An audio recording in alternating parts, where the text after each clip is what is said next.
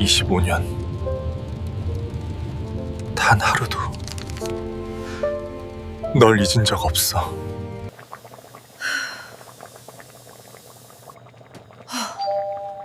어서 오세. 다 잊어. 날 찾지 마. 거짓말. 가지마.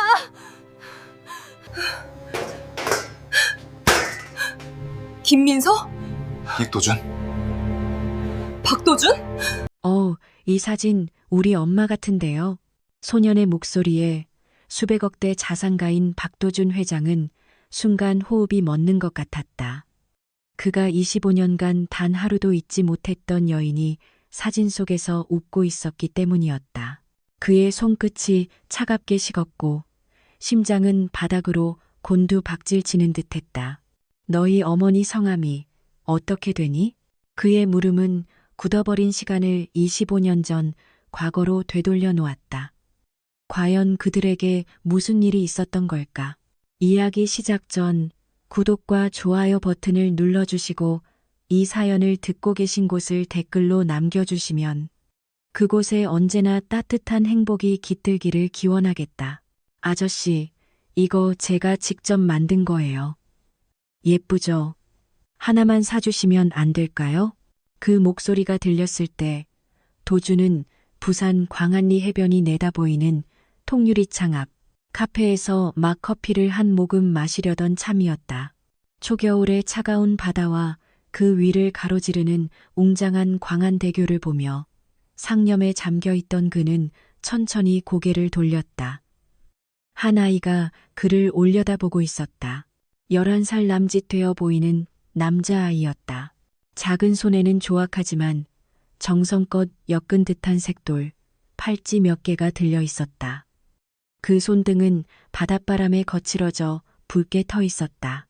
아이가 입은 낡은 바람막이 점퍼는 소매 끝이 닳아 있었고 운동화는 군데군데 젖은 자국이 보였다. 이거 돌고래 모양이에요.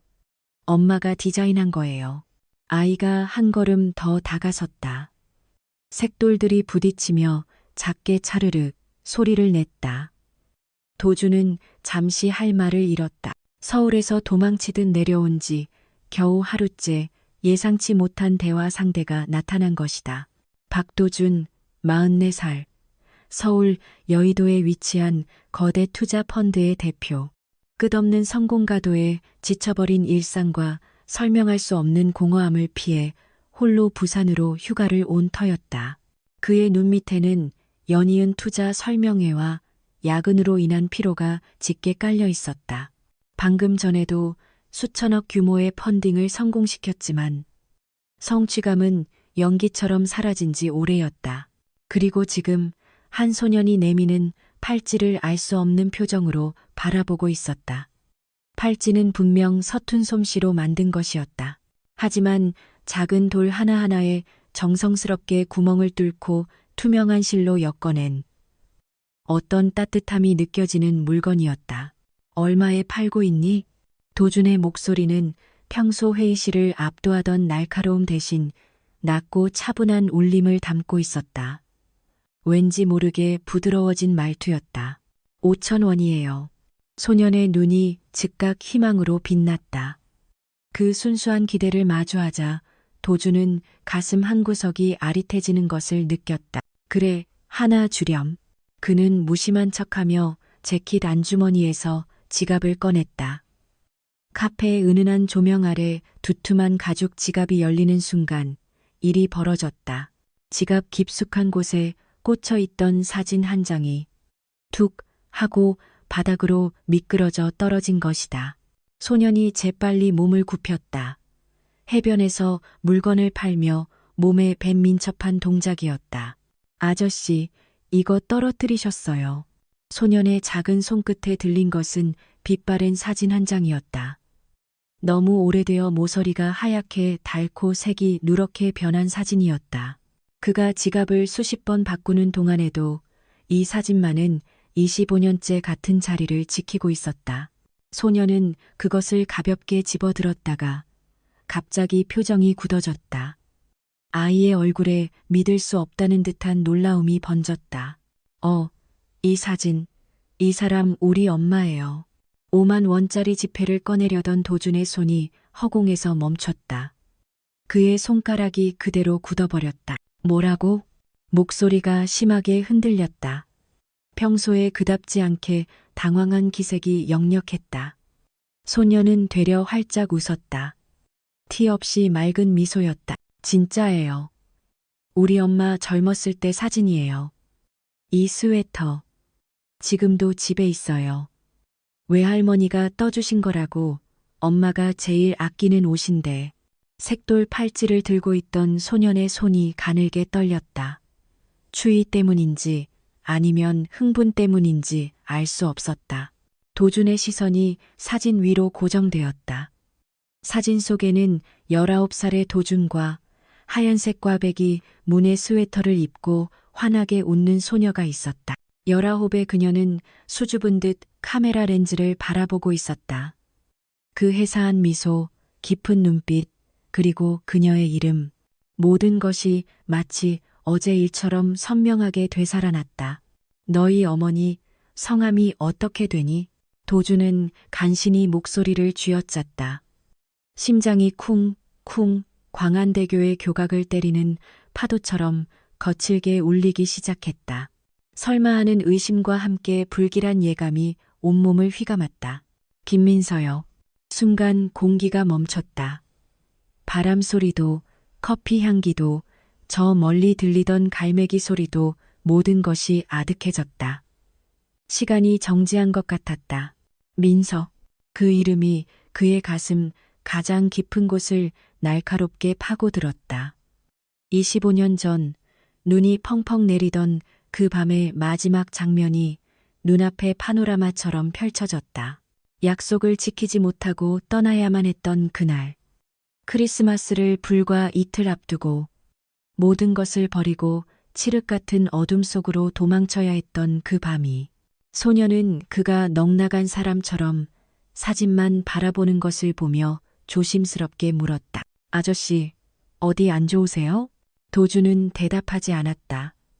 아니, 대답할 수 없었다는 편이 맞았다. 그저 사진을 몇 번이고 천천히 쓸어볼 뿐이었다. 세월에 달아 종이의 결이 느껴졌지만 그 속의 얼굴만은 조금도 변하지 않은 듯했다.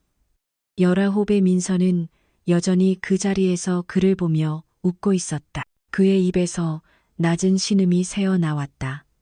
깊고 고통스러운 한숨이었다. 민서야. 그 이름이 입술 사이로 흘러나오는 순간 눈앞의 풍경이 서서히 흐릿해졌다. 커피잔을 쥔 손이 떨리고 광안대교의 불빛이 번져 보이기 시작했다. 눈시울이 뜨거워졌다. 25년 전 그의 20살 겨울. 그의 인생은 그 이름에서 멈춰버렸다. 첫사랑이자 그의 마지막 사랑. 약속을 지키지 못하고 떠나야 했던 유일한 사람. 그날 이후 그는 누구에게도 마음을 열지 못했다. 성공은 거머쥐었으나 행복하지 않았고 모든 것을 가졌으나 마음은 늘 가난했다. 그리고 지금 모든 것은 다시 그 이름에서 시작되고 있었다. 운명은 이토록 잔인하면서도 이토록 기묘한 것이었다. 1997년 봄, 고등학교 3학년 새 학기가 시작되던 날이었다. 도준은 교실 맨 뒷자리에서 친구들과 잡담을 나누고 있었다. 아버지가 운영하는 투자회사가 최근 몇 년간 승승장구한 덕에 방학 동안 유럽 여행을 다녀온 이야기로 친구들의 부러움을 한몸에 받고 있었다. 야, 박도준, 너네 아버지는 진짜 대단하시다. 친구가 팔꿈치로 어깨를 툭 치며 말했다. 도준은 멋쩍게 웃었다. 집안이 부유한 것은 사실이었다. 아버지는 여의도의 빌딩을 소유한 신흥 자산가였고 압구정에 있는 그들의 집은 넓고 호화로웠다. 하지만 도준은 그런 것을 티내는 성격이 아니었다. 그때 담임 선생님이 교실에 들어와 자리 배치를 새로 한다고 공지했다. 박도준, 그리고 김민서. 너희 둘, 이번 학기 짝이다. 그때 처음 그녀의 이름을 들었다. 민서는 창가 자리에 미동도 없이 앉아 있었다. 긴 생머리를 귀 뒤로 넘기며 참고서를 읽고 있었는데 유난히 낡은 교복이 눈에 들어왔다. 다른 아이들은 새 학기를 맞아 교복을 새로 맞추거나 줄여 입기 바빴는데 민서의 교복은 손목 끝이 닳아 있었고 치마도 빛이 발해 있었다. 도준이 옆자리에 앉아 민서는 아주 잠깐 고개를 돌렸다. 인사를 하려는 듯 했지만 결국 아무 말도 하지 않고 다시 책으로 시선을 돌렸다. 가까이서 본 그녀의 얼굴은 유난히 하얗고 창백했다. 눈 밑에는 옅은 그늘이 져 있었고 손톱은 짧게 깎여 있었지만 손마디가 거칠었다. 첫 한 달간 둘은 단 한마디도 나누지 않았다. 하지만 도준은 자신도 모르게 민서를 관찰하게 되었다. 점심시간이면 다른 아이들이 급식실로 뛰어가거나 매점으로 몰려갈 때 민서는 항상 교실에 홀로 남아 있었다. 가끔 작은 우유 하나로 점심을 대신하는 모습을 보았다. 어떤 날은 그것마저 없이 그저 물만 마시기도 했다. 체육 시간이 되면 민서는 늘 스탠드 구석에 혼자 앉아 책을 읽었다. 그러던 어느 날 도준이 농구를 마치고 수도가로 물을 마시러 가다가 민서가 운동화 뒤축을 만지작거리는 것을 보았다. 자세히 보니 운동화의 밑창이 벌어져 걸을 때마다 덜그럭거렸던 것이다. 민서는 주변을 살피며 조심스럽게 신발을 벗었고 양말 뒤꿈치에도 작은 구멍이 나 있는 것이 보였다. 그날 방과 후 도준은 집으로 가는 길에 신발 가게에 들렀다. 선물하시게요? 아니요, 그냥 포장 안 해주셔도 돼요. 다음 날 아침 도준은 평소보다 일찍 등교해 민서의 사물함에 새 운동화가 담긴 상자를 몰래 넣어두었다. 쪽지 같은 건 없었다. 민서가 등교해 사물함을 열었을 때의 표정을 도준은 교실 창문으로 몰래 지켜보았다. 놀라움, 당황스러움, 그리고 아주 잠깐 스치는 감동이 뒤섞인 복잡한 표정이었다. 민서는 사물함 앞에서 한참을 두리번거렸지만 도준은 이미 자리에 앉아 수학 문제를 푸는 척하고 있었다. 그런 일이 있고 며칠 뒤 음악 감상 시간이었다. 선생님이 김광석의 너무 아픈 사랑은 사랑이 아니었음을 틀어주었다. 도준은 무심코 민서를 바라보았는데 그녀가 두 눈을 감고 음악에 깊이 빠져 있는 것을 발견했다. 입가에는 희미한 미소까지 머금고 있었다. 그 모습이 왠지 평소의 무표정과는 사뭇 달라 보였다. 이 노래 좋아해? 도준이 처음으로 먼저 말을 걸었다. 민서는 화들짝 놀란 듯 눈을 떴다. 응, 엄마가 좋아하셨던 노래야. 과거형이었다.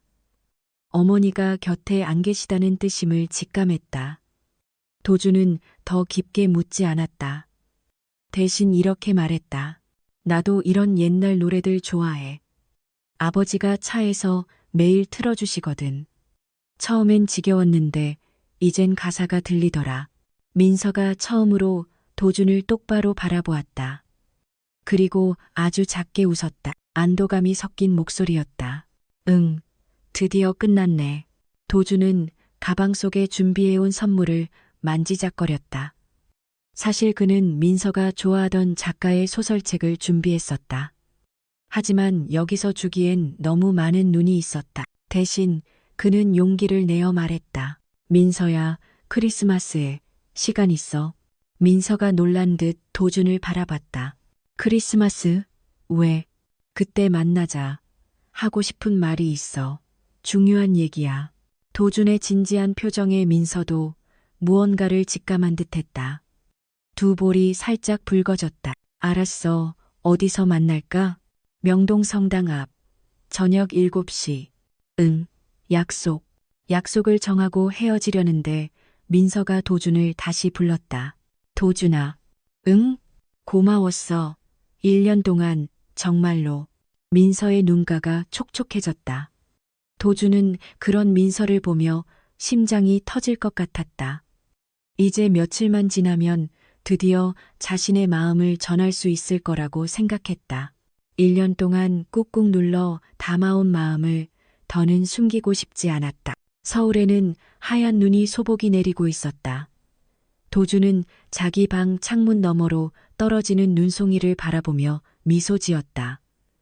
크리스마스가 사흘 앞으로 다가온 날이었다. 민서와의 약속이 가까워질수록 가슴이 주체할 수 없이 두근거렸다. 책상 위에는 정성스럽게 포장된 선물이 놓여 있었다. 민서가 좋아하던 헤르만 헤세의 데미안. 초판본 디자인의 책이었다. 도주는 포장을 다시 한번 확인하고 표지 안쪽에 적은 글귀를 떠올렸다. 민서야, 널 만나서 내 세상이 완성되었어. 단 한 줄이었지만 그 안에는 지난 1년의 모든 시간이 고스란히 담겨 있었다. 더 많은 말을 쓰고 싶었지만 나머지는 그날 직접 말하기로 마음먹었다. 어떻게 고백할지, 민서가 어떤 표정을 지을지 상상하며 도주는 혼자 키득거렸다. 저녁 식사 시간이 되자 1층에서 어머니의 목소리가 들렸다. 도준아, 저녁 식사해야지. 도주는 가벼운 발걸음으로 계단을 내려갔다. 식탁에는 평소와 다름없이 화려한 저녁 식사가 차려져 있었다. 하지만 분위기가 이상했다. 아버지의 표정이 돌처럼 굳어 있었고 어머니는 애써 음식을 넘기는 듯 불안한 기색이 역력했다. 가리개 봐주는데 아버지, 무슨 안 좋은 일 있으세요? 도준이 조심스럽게 입을 열었다. 아버지는 수저를 들지도 않고 깊은 한숨을 내쉬었다. 도준아, 아직 내게 말하고 싶지 않았는데. 아버지의 목소리는 심하게 잠겨 있었다.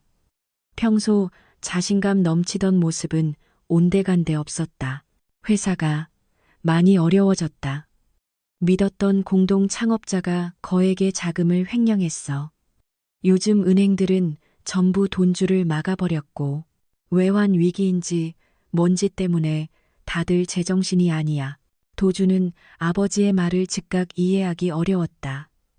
아버지의 회사는 언제나 견고해 보였다. 뉴스에서 매일 떠들던 외환 위기라는 단어가 압구정의 호화로운 식탁 위에 올라오게 될 줄은 꿈에도 몰랐던 것이다. 저녁을 먹는 내내 집안은 얼음장처럼 차가웠다. 도주는 불안했지만 설마 했던 일들이 현실이 되지는 않을 거라 애써 믿었다. 아버지는 늘 위기를 기회로 바꾸셨으니까. 크리스마스를 이틀 앞둔 밤이었다. 도주는 잠자리에 들기 전 책상 위에 놓인 선물 데미안을 다시 한번 확인했다. 내일은 민서에게 전화를 걸어 약속 장소를 다시 한번 확인해야겠다고 다짐하며 잠자리에 들었다. 그날 밤 깊은 새벽이었다. 집 밖에서 쇠 파이프 소리와 함께 거친 고함 소리가 들려왔다. 여러 사람의 발자국 소리가 현관문 앞에서 뒤엉켰다. 도주는 잠결에 뒤척이다가 갑자기 방문이 거칠게 열리는 소리에 눈을 떴다. 도준아, 일어나, 빨리. 어머니의 절박한 비명이었다. 방 안은 불도 켜지 않은 상태였지만 어머니가 도준을 미친 듯이 흔들었다. 엄마, 이게 무슨 일이에요? 설명할 겨를이 없다. 옷부터 챙겨 입고 필요한 것만 가방에 넣어 빨리. 어머니의 얼굴은 이미 눈물과 공포로 뒤범벅이 되어 있었다. 복도에서는 낯선 남자들의 욕설이 들려왔다. 이 집 전부 압류 대상이야. 아무것도 못 가져가. 도주는 그제야 사태의 심각성을 깨달았다. 창문 커튼을 살짝 젖혀 밖을 내다보니 집 앞에는 검은색 승용차 여러 대가 서 있었고 대문에는 붉은색의 압류 딱지가 어지럽게 붙어 있었다. 압류. 손이 부들부들 떨렸다. 꾸미기를 바라며 자신의 뺨을 꼬집어 보았지만 고통은 선명했다. 이것은 끔찍한 현실이었다. 도주는 허둥지둥 교복 대신 편한 옷을 껴입고 가방을 챙겼다. 교과서나 참고서는 눈에 들어오지도 않았다. 지갑과 몇 가지 옷가지를 되는 대로 쑤셔 넣었다. 그리고 책상 위에 있던 데미안을 집어 가방 가장 깊숙한 곳에 넣었다. 민서에게 줄 선물이었다. 1층으로 내려가니 집안은 아수라장이 되어 있었다. 검은 양복을 입은 집행관들이 집안의 모든 물건에 붉은 딱지를 붙이고 있었고 아버지는 거실 구석에 주저앉아 머리를 감싸 쥐고 있었다. 아버지. 도준이 달려가자 아버지가 천천히 고개를 들었다. 단 한 번도 본 적 없는 모든 것을 잃은 사람의 초췌한 얼굴이었다. 도준아, 미안하다. 아비가, 미안하다. 아버지의 목소리는 완전히 갈라져 있었다. 철옹성 같던 아버지가 무너지는 모습을 마주하는 것은 도준에게는 집이 압류당하는 것보다 더 큰 충격이었다. 지금 당장 이 집에서 나가셔야 합니다. 집행관이 얼음장 같은 목소리로 말했다. 가족은 경황 없이 집 밖으로 쫓겨났다. 도준이 태어나고 자란 집, 그의 모든 유년 시절이 담긴 그 집을 등지고 나서는 순간 다리에 힘이 풀렸다. 밖에는 여전히 눈이 내리고 있었다. 하얀 눈이 검은 밤을 무심하게 덮고 있었다. 평소 같았으면 아름답다고 생각했을 그 눈이 지금은 지독하게 차갑게만 느껴졌다. 어디로 가요? 도준이 떨리는 목소리로 물었다. 아버지는 대답 대신 계속 울고 있는 어머니를 부축했다. 일단 근처 여관이라도 가자. 내일 다시 생각해야지. 아버지의 말에 따라 택시를 잡았다. 도준은 차에 오르기 전 마지막으로 집을 돌아보았다. 화려했던 그들의 성은 이제 남의 것이 되어 있었다. 대문에 붙은 붉은 딱지들이 가로등 불빛에 섬뜩하게 빛났다. 택시 안에서 도준은 생각했다. 민서에게 연락해야 한다고. 크리스마스 약속 못 지키게 되었다고. 어떻게든 말해야 한다고. 하지만 공중전화를 쓸 동전 한 푼 없었고 아버지의 휴대전화는 이미 정지된 상태였다. 그들이 묵게 된 여관은 허름하기 짝이 없었다. 삐걱거리는 계단을 올라 좁고 어두운 방에 들어섰다. 방 안에서는 퀴퀴한 곰팡이 냄새가 진동했고 벽지는 누렇게 변색되어 있었다. 불과 몇 시간 전까지 압구정의 넓고 깨끗한 집에 살았던 것이 마치 먼 전생의 일처럼 느껴졌다. 도준아. 아버지가 도준을 불렀다. 내일 새벽 첫 차로 서울을 떠나야 한다. 여기 더 있다간 채권자들이 어떻게 할지 몰라. 어디로 가는데요? 아직 정하지 못했다. 일단 광주에 고모님이 계시니 거기로 가자. 어떻게든 다시 일어설 방법을 찾아야지. 민서는 눈물을 애써 참으며 고개를 끄덕였다. 도준은 민서가 집 안으로 뛰어들어가는 것을 확인하고도 한참을 그 어두운 골목에서 떠나지 못했다. 집안에서 들리던 소리가 잦아들 때까지 그렇게 가을이 깊어갔고 둘의 마음도 깊어갔다. 도준에게 민서는 더 이상 그냥 가여운 짝꿍이 아니었다. 지켜주고 싶고 반드시 행복하게 해주고 싶은 소중한 사람이 되었다. 민서 역시 도준을 대하는 태도가 달라졌다. 처음의 경계심은 사라지고 편안하고 따뜻한 미소를 보이기 시작했다. 11월, 수능이 한 달도 채 남지 않은 어느 날이었다. 둘은 몰래 학교 옥상에 올라갔다. 차가운 바람이 불었지만 서울의 하늘은 맑았다. 민서가 먼저 입을 열었다. 도준아, 넌 대학 가면 뭐 하고 싶어? 경영학과 가고 싶어.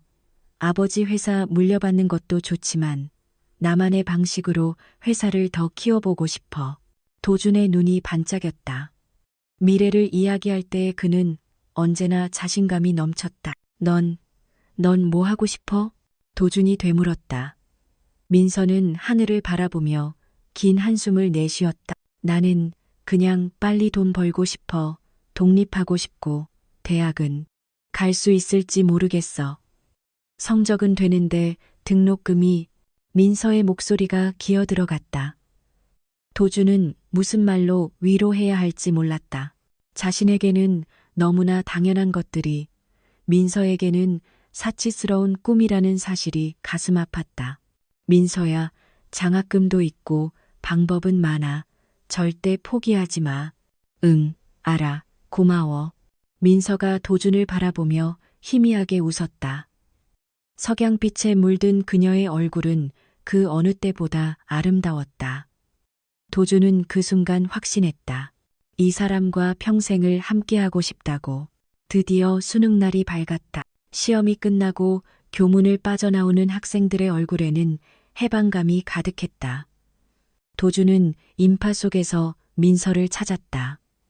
그녀는 교문 앞 낡은 은행나무 아래 혼자 서 있었다. 끝났다. 민서가 먼저 말했다. 안도감이 섞인 목소리였다. 응, 드디어 끝났네. 도주는 가방 속에 준비해온 선물을 만지작거렸다. 사실 그는 민서가 좋아하던 작가의 소설책을 준비했었다. 하지만 여기서 주기엔 너무 많은 눈이 있었다. 대신 그는 용기를 내어 말했다. 민서야, 크리스마스에 시간 있어? 민서가 놀란 듯 도준을 바라봤다. 크리스마스? 왜? 그때 만나자. 하고 싶은 말이 있어. 중요한 얘기야. 도준의 진지한 표정에 민서도 무언가를 직감한 듯했다. 두 볼이 살짝 붉어졌다. 알았어. 어디서 만날까?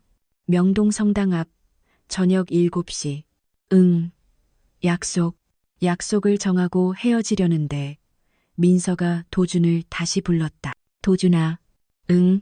고마웠어. 1년 동안 정말로. 민서의 눈가가 촉촉해졌다. 도준은 그런 민서를 보며 심장이 터질 것 같았다. 이제 며칠만 지나면 드디어 자신의 마음을 전할 수 있을 거라고 생각했다. 1년 동안 꾹꾹 눌러 담아온 마음을 더는 숨기고 싶지 않았다. 서울에는 하얀 눈이 소복이 내리고 있었다.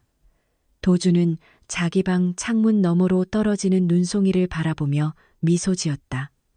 크리스마스가 사흘 앞으로 다가온 날이었다. 민서와의 약속이 가까워질수록 가슴이 주체할 수 없이 두근거렸다. 책상 위에는 정성스럽게 포장된 선물이 놓여 있었다. 민서가 좋아하던 헤르만 헤세의 데미안 초판본 디자인의 책이었다. 도주는 포장을 다시 한번 확인하고 표지 안쪽에 적은 글귀를 떠올렸다. 민서야, 널 만나서 내 세상이 완성되었어.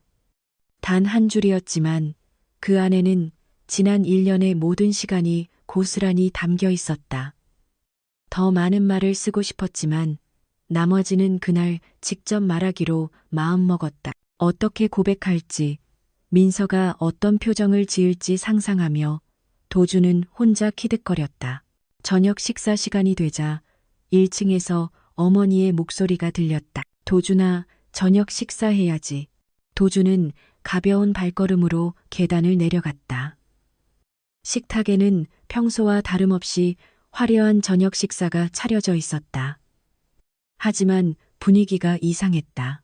아버지의 표정이 돌처럼 굳어 있었고 어머니는 애써 음식을 넘기는 듯 불안한 기색이 역력했다. 아버지, 무슨 안 좋은 일 있으세요? 도준이 조심스럽게 입을 열었다. 아버지는 수저를 들지도 않고 깊은 한숨을 내쉬었다. 도준아, 아직 내게 말하고 싶지 않았는데. 아버지의 목소리는 심하게 잠겨 있었다.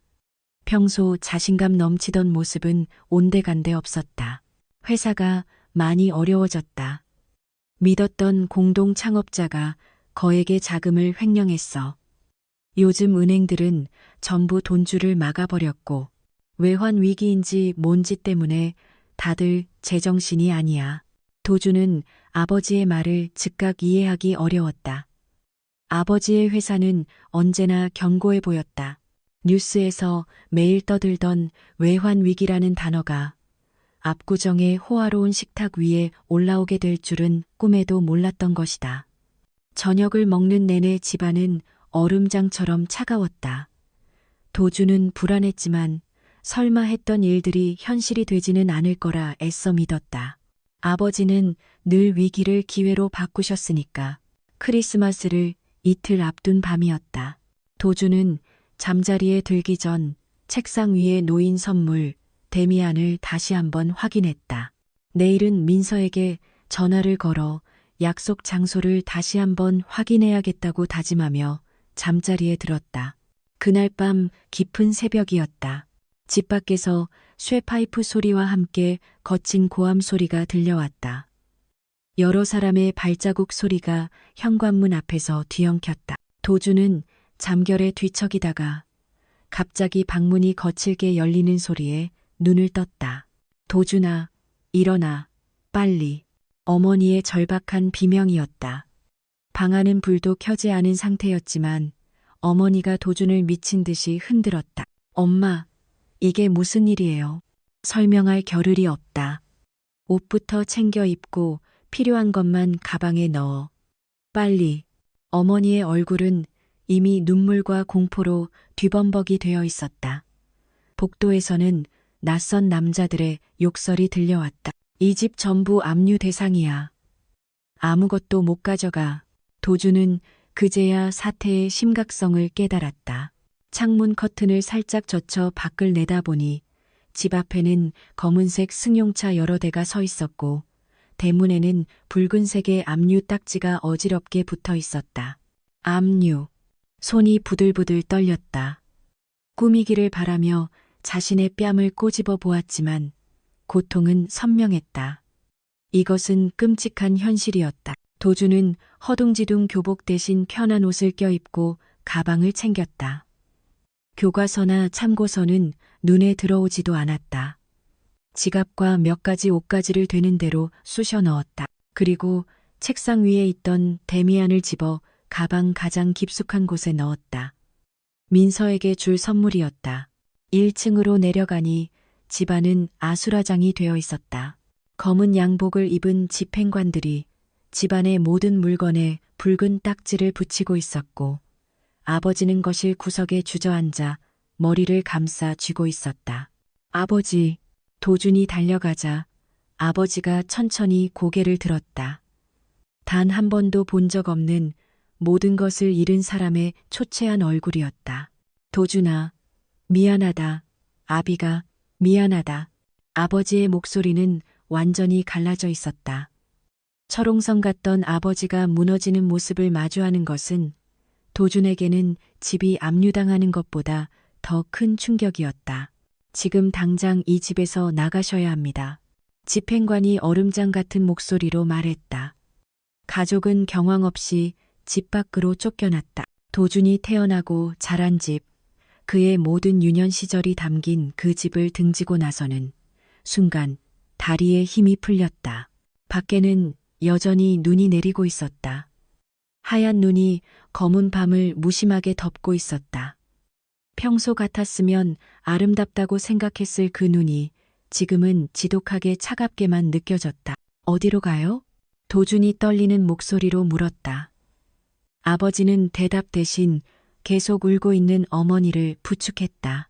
일단 근처 여관이라도 가자. 내일 다시 생각해야지. 아버지의 말에 따라 택시를 잡았다. 도준은 차에 오르기 전 마지막으로 집을 돌아보았다.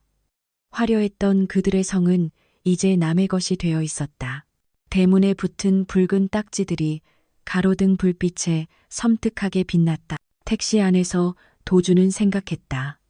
민서에게 연락해야 한다고. 크리스마스 약속 못 지키게 되었다고. 어떻게든 말해야 한다고.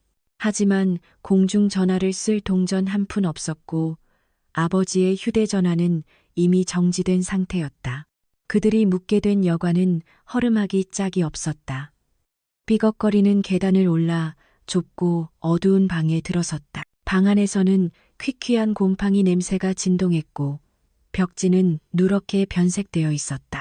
불과 몇 시간 전까지 압구정의 넓고 깨끗한 집에 살았던 것이 마치 먼 전생의 일처럼 느껴졌다.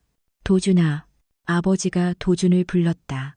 내일 새벽 첫 차로 서울을 떠나야 한다. 여기 더 있다간 채권자들이 어떻게 할지 몰라. 어디로 가는데요? 아직 정하지 못했다.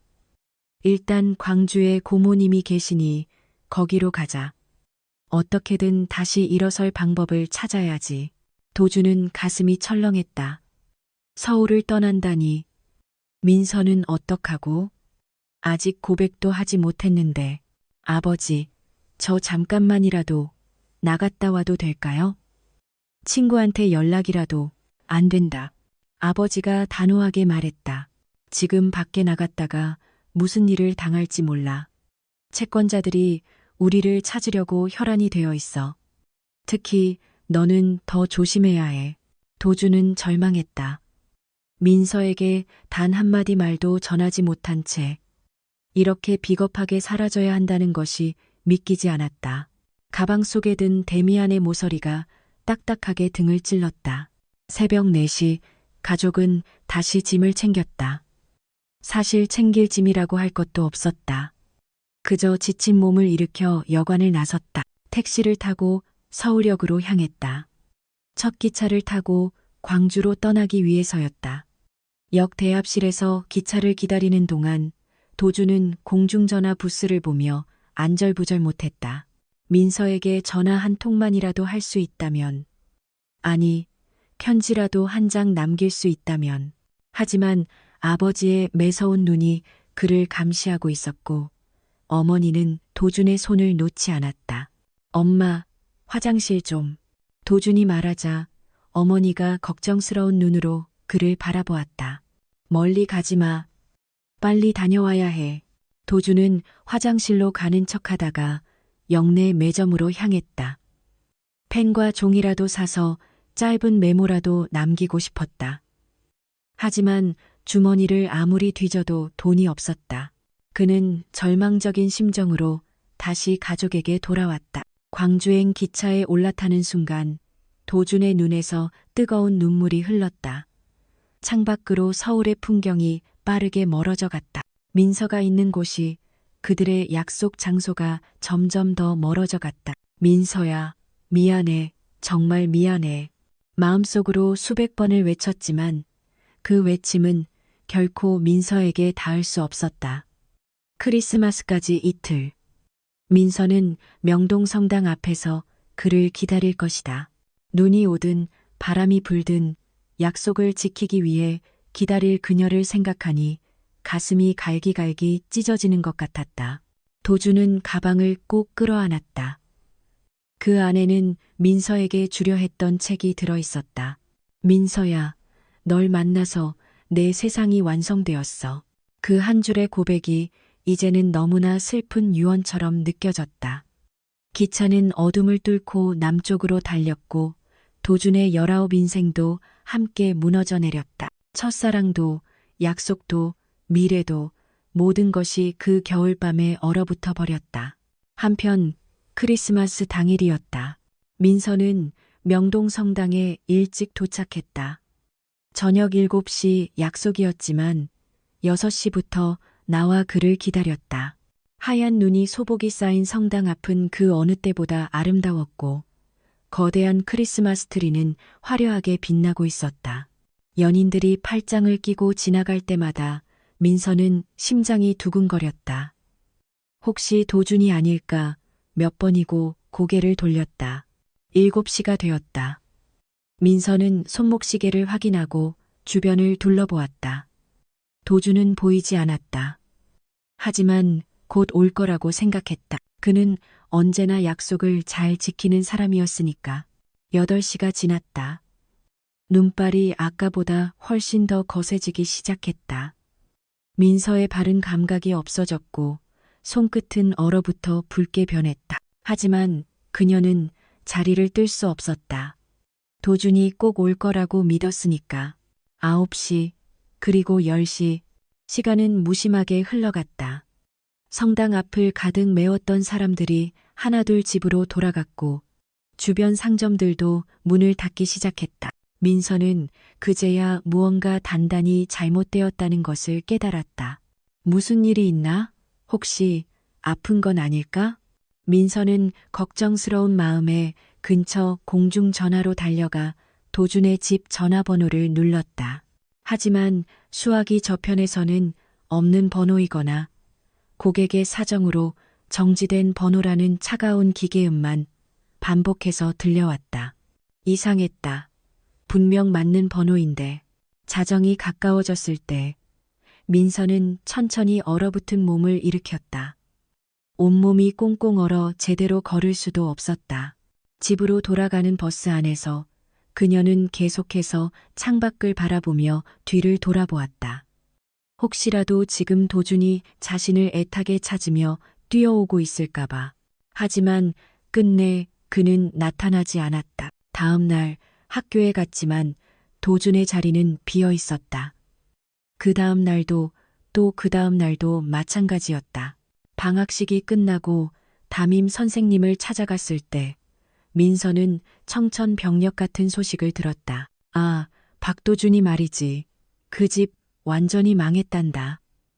외환 위기 때문에 부도가 나서 온 가족이 야반도주했다는 소문이 돌더구나. 선생님의 말이 귀에서 앵앵거렸다.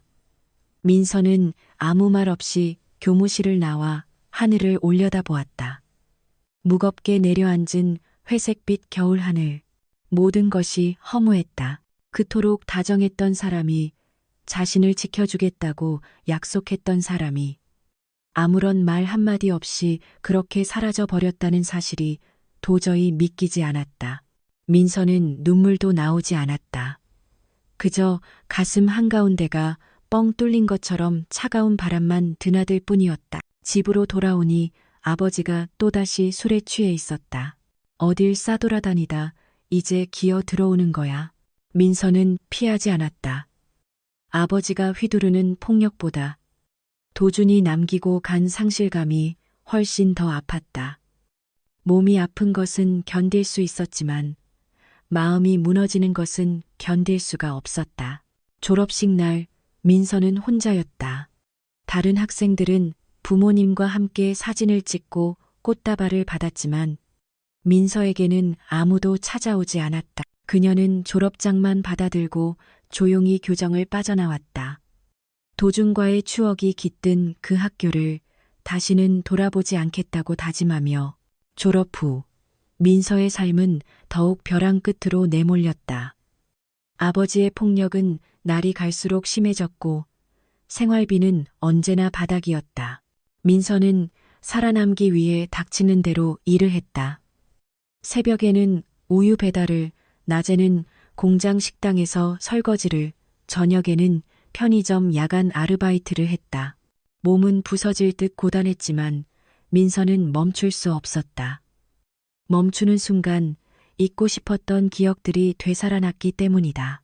도준의 얼굴이, 그의 다정한 목소리가, 그리고 지켜지지 못한 크리스마스의 약속이 떠올랐다. 일을 하는 동안만은 그 모든 것을 잠시나마 잊을 수 있었다. 24살이 되었을 때 민서는 더 이상 견딜 수 없었다. 어느 날 밤 아버지가 또다시 술에 취해 그녀에게 손을 대려 하자 민서는 처음으로 아버지에게 반항했다. 제발 그만 좀 하세요. 저도 이제 더는 못 참아요. 나는 그런 거를 사신종 모두를 이제 더는 못 참아요. 민서의 절규에 아버지는 이성을 잃고 폭력을 휘둘렀다. 그날 밤은 유난히 더 지독했다. 민서는 간신히 방문을 잠그고 공포에 떨며 결심했다. 이 지옥 같은 집을 반드시 떠나야겠다고. 새벽녘 민서는 조용히 짐을 쌌다. 낡은 옷 몇 벌과 어머니의 유품인 작은 사진 한 장. 그것이 그녀의 전 재산이었다. 집을 나서며 민서는 단 한 번도 뒤돌아보지 않았다. 이제 정말로 세상에 혼자가 된 것이었다. 갈 곳이 없던 민서는 예전에 잠시 일했던 공장 근처의 작은 식당 사장님을 찾아갔다. 다행히 사장님은 민서의 사정을 딱하게 여겨 그녀를 받아주었다. 숙식은 제공해 줄 수 있어. 대신 일이 고될 거야. 괜찮겠어? 감사합니다. 정말 감사합니다. 민서는 눈물을 쏟으며 몇 번이고 허리를 숙였다. 드디어 그 지옥에서 벗어났다는 안도감에 온몸에 힘이 풀렸다. 식당은 동네 사람들을 상대로 하는 작은 백반집이었다. 인심 좋은 사장 내외와 그들의 아들이 함께 운영하는 곳이었다. 민서는 새벽부터 밤늦게까지 쉴 틈 없이 일했다. 주방에서 재료를 손질하고 홀서빙을 하고 마감 설거지까지 모든 일을 도맡아 했다. 사장 내외는 나쁜 사람들이 아니었다. 오히려 딸처럼 민서를 챙겨주려 애썼다. 하지만 그들의 아들은 달랐다. 30이 넘도록 변변한 직업 없이 부모님 식당에 빌붙어 사는 한심한 남자였다. 그는 민서가 식당에서 일하는 모습을 보며 종종 불쾌한 눈빛을 보내곤 했다. 그렇게 또 몇 년의 세월이 흐른 어느 늦은 밤이었다. 사장 내외가 친척의 경조사로 며칠간 지방에 내려간 날이었다. 민서는 홀로 가게를 정리하고 퇴근 준비를 하고 있었다. 그때 술에 만취한 사장 아들이 가게 문을 열고 들어왔다. 그날 밤 민서는 평생을 안고 가야 할 끔찍하고 깊은 상처를 입게 되었다. 다음 날 민서는 아무 말도 하지 못했다. 사장님 내외에게 이 사실을 알리면 당장 길거리로 쫓겨날 것이 뻔했다. 경찰에 신고한다고 한들 과연 누가 힘없는 자신의 말을 믿어줄까 싶었다. 그저 아무 일도 없었던 것처럼 끔찍한 그 밤의 기억을 애써 억누르며 평소처럼 행동했다. 하지만 한 달이 지나면서 민서는 몸의 이상 증세를 느꼈고 이내 자신이 임신했다는 끔찍한 사실을 깨닫게 되었다. 30 초반 아무것도 준비되지 않은 그녀의 인생에 가장 절망적인 방식으로 새 생명이 찾아온 것이었다. 병원에 갈 수도 누군가에게 이 사실을 말할 수도 없었다. 민서는 매일 밤 식당 골방에서 숨죽여 울며 고민했다. 이 아이를 어떻게 해야 할지, 지울 수도 그렇다고 이 아이를 낳아 키울 수도 없는 절망적인 상황이었다. 그러던 어느 날 민서는 설거지를 하다 말고 수돗물에 비친 자신의 모습을 보았다. 절망과 공포에 질려 초췌해진 얼굴. 그 순간 아주 오래전 돌아가신 어머니의 목소리가 환청처럼 들려오는 듯했다. 민서야, 어떤 일이 있어도 삶을 포기하면 안 돼. 민서는 차가운 배 위에 손을 얹었다. 아직 아무런 움직임도 느껴지지 않았지만 그 안에 자신과 같은 생명이 자라고 있다는 것이 실감났다. 이 아이는 아무 잘못이 없어. 그저 잘못된 시간, 잘못된 상황으로 내게 온 것뿐이야. 이 아이가 내 잘못이 아니듯 나 또한 내 잘못이 아니야. 민서는 흐르는 눈물을 닦았다. 그리고 굳게 결심했다. 이 아이를 자신이 반드시 지켜내겠다고. 비록 세상에서 가장 고되고 외로운 길이 되겠지만 혼자서라도 반드시 해내겠다고. 민서는 이미 엄마가 될 준비를 하고 있었다. 민서는 그날 새벽 첫 버스에 몸을 실었다. 서울을 떠나는 버스였다. 식당에서 도망치듯 나온 지 한 달이 지났고 배는 아주 조금씩 불러오고 있었다. 손에 쥔 돈은 얼마 되지 않았지만 더 이상 이 지옥 같은 서울에 머무를 수는 없었다. 아는 사람이 단 한 명도 없는 곳으로 아주 멀리 가야만 했다. 버스는 남쪽을 향해 하염없이 달렸다. 창밖으로 익숙한 풍경들이 빠르게 스쳐 지나갔다. 민서는 차창에 머리를 기댄 채 눈을 감았다. 그리고 뱃속의 아이에게 속으로 조용히 속삭였다. 아가야, 미안해.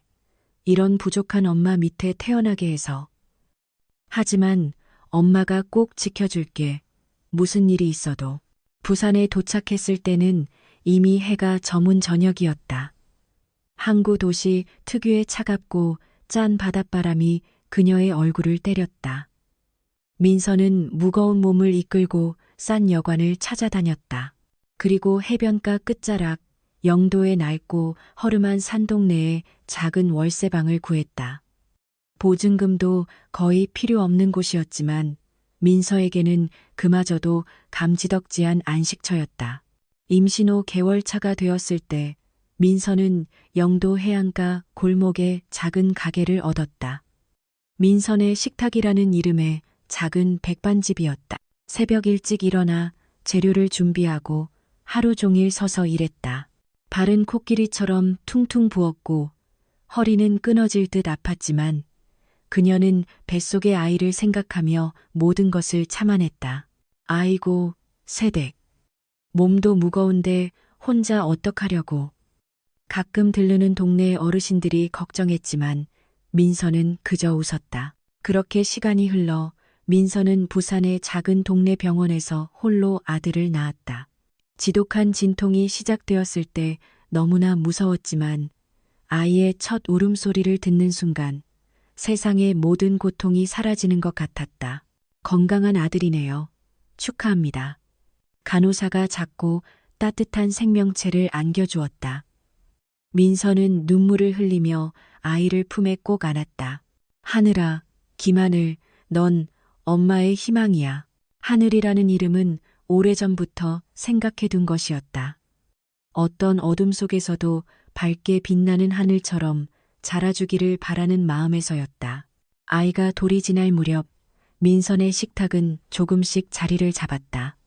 비록 작고 허름했지만 민서와 하늘이만의 소중한 공간이었다. 낮에는 식당을 운영하고 밤에는 아이를 돌봤다. 하늘이 3살이 되던 해 민서는 새로운 부업을 시작했다.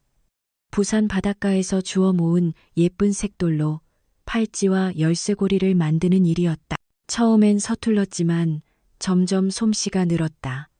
밤마다 하늘이 잠든 후 작은 등불 아래에서 조용히 앉아 수공예품을 만들었다.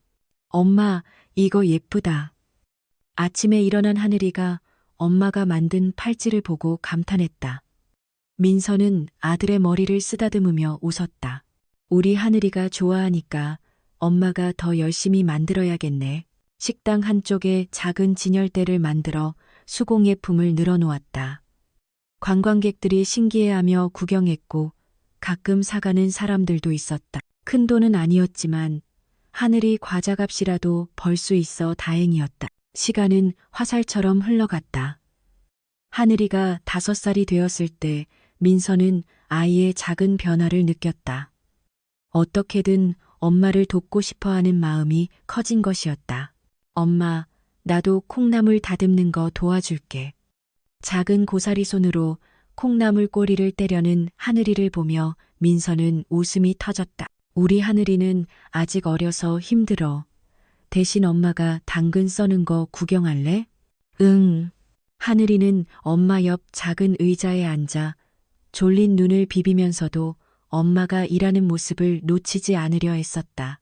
7살이 되자 하늘이는 정말로 엄마를 돕기 시작했다. 작은 일부터 하나씩 수저를 놓고 물컵을 나르고 손님들에게 인사를 하는 것까지. 안녕하세요. 맛있게 드세요. 하늘이의 밝은 인사에 손님들은 기분 좋은 미소를 지었다. 아이의 순수함이 작은 식당의 분위기를 더욱 따뜻하게 만들었다. 하늘이는 씩씩하고 건강하게 자랐다. 학교에서 돌아오면 가방도 내려놓기 전에 가게로 와서 숙제를 했다. 민서는 음식을 만들면서도 틈틈이 아들의 공부를 봐주었다. 엄마, 이 수학 문제 잘 모르겠어. 어디 보자. 아, 이건 이렇게 푸는 거야. 모자의 정다운 모습을 보며 단골 손님들은 제 일처럼 흐뭇해했다. 10살이 된 하늘이는 어느새 듬직한 아들로 자라 있었다. 키도 부쩍 크고 생각도 깊어졌다. 어느 날 저녁 하늘이가 민서에게 물었다. 엄마, 근데 우리 아빠는 어디 있어? 민서는 잠시 국자를 든 손을 멈췄다.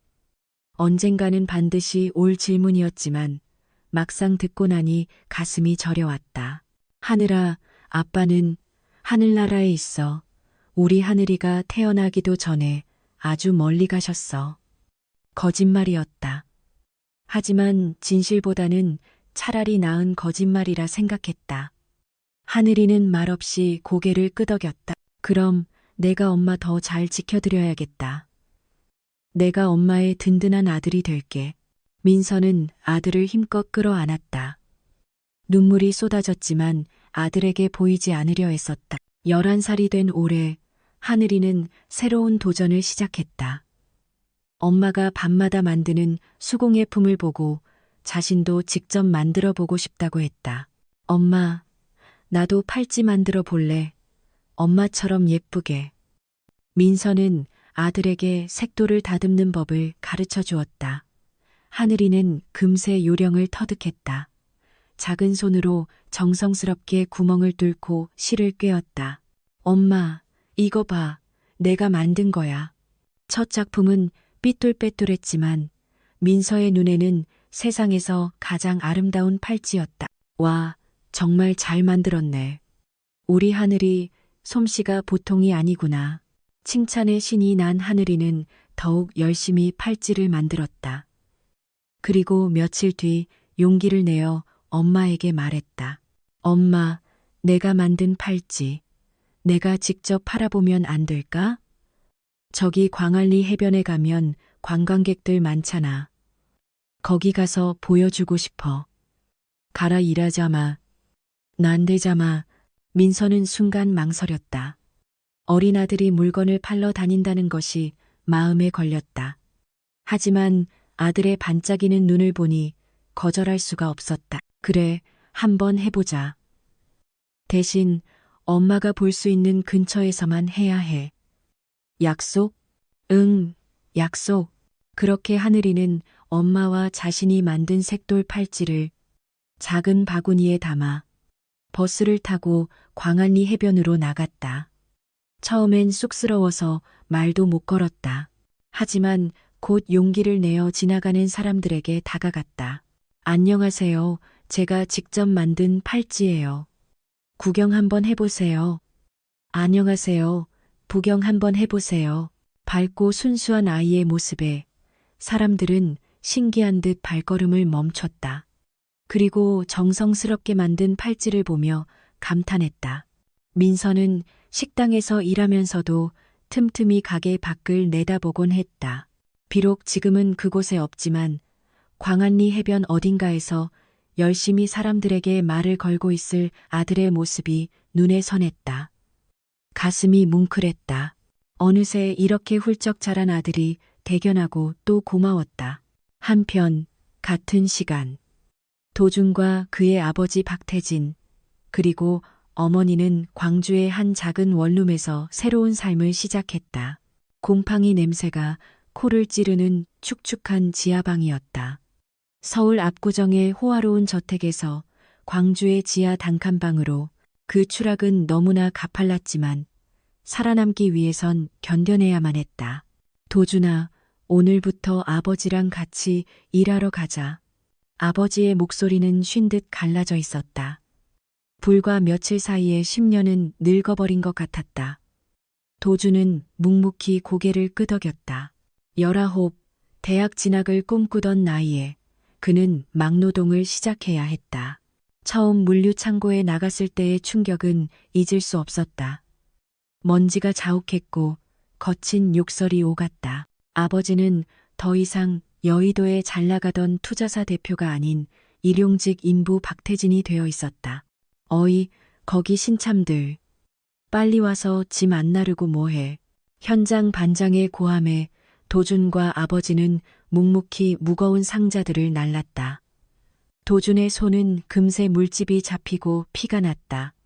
하지만 아버지를 보니 불평할 수 없었다. 아버지의 손은 이미 상처투성이었으니까. 저녁이 되어 일당을 받았다. 5만 원. 하루 종일 지옥처럼 일하고 받은 돈이었다. 아버지는 그 돈을 굳은 살이 박인 손으로 꼭 쥐고 말했다. 이게 우리의 시작이다.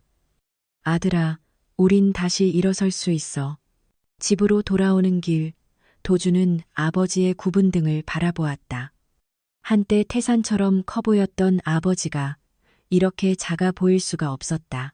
그날 밤 도준은 차가운 방바닥에 누워 결심했다.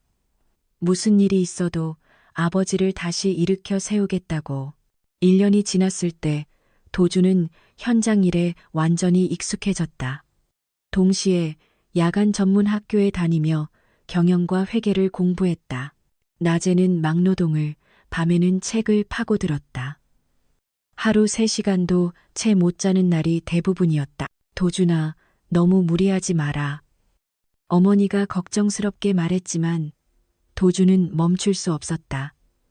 1분 1초가 아까웠다. 3년째 되던 해 아버지가 작은 기회를 잡았다. 예전 인맥의 도움으로 소규모 자본 투자 자문 일을 맡게 된 것이다. 비록 작은 일이었지만 다시 시작하는 첫걸음이었다. 도준아, 네가 분석을 맡아봐라. 공부한 걸 써먹을 때가 왔어. 아버지의 말에 도준은 밤을 새워가며 기업 보고서를 분석했다. 처음 하는 실무였지만 혼신의 힘을 다했다. 다행히 그들의 분석은 정확했고 투자는 성공적이었다. 그 일을 계기로 조금씩 일거리가 늘어났다. 도준과 아버지는 지하방을 벗어나 작은 사무실을 얻었다. 미래 자산이라는 간판도 달았다. 비록 낡은 상가 건물의 2층 구석이었지만 그들에겐 희망의 공간이었다. 시간이 지나면서 회사는 눈덩이처럼 빠르게 성장했다. 도준은 낮에는 투자처를 찾아 발로 뛰었고 밤에는 시장을 분석했다. 하루 16시간 이상을 일했지만 지치지 않았다. 아버지와 함께 다시 일어선다는 명확한 목표가 있었으니까. 아들아, 네가 있어서 아버지가 버틸 수 있었단다. 어느 날 밤 아버지가 모니터를 보던 아들의 어깨를 잡으며 말했다. 아버지야말로요. 아버지가 포기하지 않으셨으니까요. 도준이 대답하자 아버지는 쓸쓸하게 웃었다. 사실 처음엔 죽고 싶었다. 모든 걸 잃고 너희들까지 고생시키니까. 하지만 너와 네 엄마를 보니 도저히 포기할 수가 없더구나. 도준은 아버지의 손을 잡았다. 거칠고 상처로 가득한 손이었지만 세상 그 무엇보다 따뜻했다. 광주에서 10년이 지났을 때 그들은 첫 번째 큰 투자 프로젝트를 성공시켰다. 위험 부담이 컸지만 도준의 날카로운 분석이 빛을 발했다. 회사는 급성장하기 시작했다. 그러나 성공의 그림자 뒤에서 아버지의 건강은 빠르게 악화되고 있었다. 오랜 노동과 극심한 스트레스가 아버지의 몸을 갉아먹은 것이었다. 어느 날 아버지가 사무실에서 쓰러졌다. 병원에서 의사는 심각한 표정으로 말했다.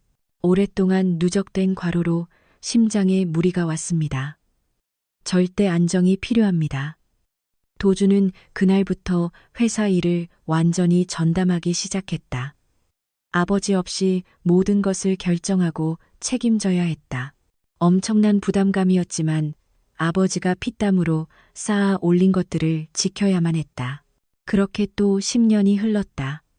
미래 자산은 여의도의 거대 투자 펀드로 성장했다. 도준의 경영 능력과 투자 감각이 시장에서 인정받은 결과였다. 회사는 다시 서울로 본사를 옮겼고 직원은 수백 명이 넘었다. 어느 봄날 아버지가 도준을 불렀다. 병원에서 요양 중이던 아버지는 많이 여위었지만 눈빛만은 형형했다. 도준아, 이리 와 앉아라. 도준이 침대 옆에 앉아 아버지는 서랍에서 서류 한 뭉치를 꺼냈다. 회사 대표 이사직 승계 서류였다. 이제 네가 이 회사의 주인이 되어라. 아버지, 아직은. 아니다, 때가 됐다. 넌 이미 나보다 훨씬 뛰어난 준비가 되어 있어. 아버지는 잠시 창밖을 바라보았다. 무언가를 깊이 회상하는 듯했다. 도준아, 돈은 단순한 숫자가 아니다. 누군가의 피와 땀, 그리고 인생이 담긴 거지. 우리가 만든 부라면 그 돈이 흘러가는 곳 또한 따뜻해야 한다. 아버지의 목소리에는 깊은 철학이 담겨 있었다. 돈만 쫓지 마라. 사람을 먼저 생각해라. 우리가 한때 모든 것을 잃었지만 다시 일어설 수 있었던 건 결국 사람들의 작은 도움 때문이었어. 그걸 절대 잊지 마라. 도준은 고개를 깊이 숙였다. 목이 메어 말이 나오지 않았다. 감사합니다, 아버지. 아버지 덕분에 여기까지 왔습니다. 아니다. 우리가 함께 해낸 거다. 서류에 도장을 찍으면서 도준은 생각했다. 이제 정말 새로운 시작이라고. 아버지가 다시 세운 회사를 이제는 자신이 더 크게 키워나갈 차례라고. 병실을 나오며 도주는 하늘을 올려다보았다. 구름 한 점 없는 맑은 하늘이었다. 마치 아버지와 함께 견뎌온 그 길고 긴 겨울이 끝나고 드디어 진짜 봄이 온 것만 같았다. 회사 대표가 된 후 도주는 더욱 바빠졌다. 새벽 6시에 출근해 밤 10시가 넘어야 퇴근하는 날이 반복되었다. 그날도 마찬가지였다. 수천억 규모의 해외 펀딩 계약을 성사시킨 직후였다. 회의실에서 임원들이 박수를 치며 축하했지만 도주는 이상하게도 공허했다. 성공의 정점에 오를 때마다 어김없이 찾아오는 그 허무함이 또다시 온몸을 휘감았다. 대표님, 축하드립니다. 수고하셨습니다, 다들. 도주는 억지 미소를 지으며 자리에서 일어났다. 자신의 사무실로 돌아와 통유리창 밖으로 펼쳐진 서울의 화려한 야경을 내다보았다. 모든 것이 발 아래 있었지만 그의 마음은 차갑게 식어 있었다. 이게 내가 정말 원했던 삶인가? 문득 그런 생각이 들었다. 돈도 명예도 모두 얻었지만 진정한 행복은 없었다. 매일이 똑같은 일상의 반복이었다. 집에 돌아가도 그를 반겨주는 사람은 없었고 아침에 눈을 떠도 혼자였다.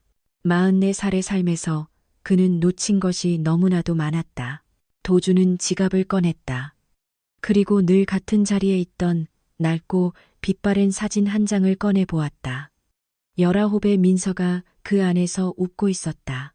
그리움이 가슴을 후벼 팠다. 그는 사진을 다시 제자리에 넣었다. 도주는 비서를 불렀다. 김 비서, 이번 주말 일정 전부 비워줘. 네, 하지만 대표님, 금요일에 전부 취소해. 주말 동안 연락하지 마. 휴대전화도 꺼둘 테니까. 비서는 놀란 표정이었지만 더 이상 묻지 않았다. 도준이 휴가를 가는 것은 회사 창립 이래 거의 없는 일이었기 때문이었다. 그렇게 도준은 무작정 부산으로 향했다. 특별한 이유는 없었다.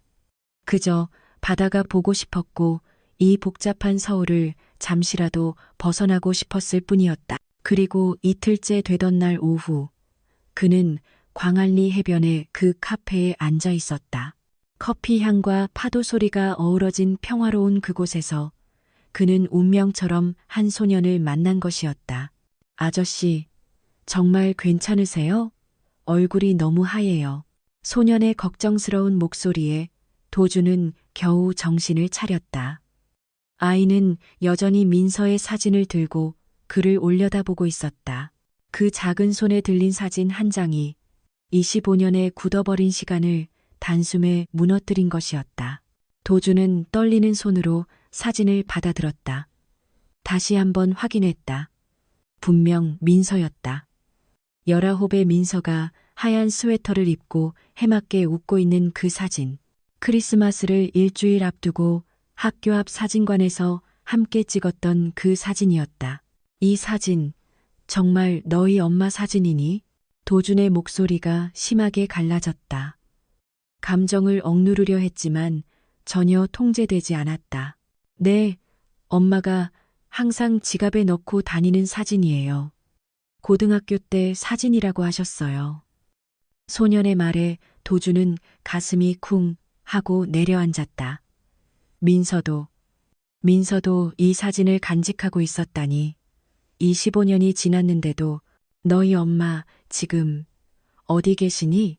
떨리는 목소리로 간신히 물었다. 우리 식당에서 일하고 계세요. 민선의 식탁이요. 여기서 버스 타고 조금만 가면 돼요. 영도에 있어요. 소녀는 밝게 대답했다. 엄마를 아주 자랑스러워하는 것이 분명했다. 우리 엄마가 만든 두루치기가 진짜 맛있어요. 백반도요.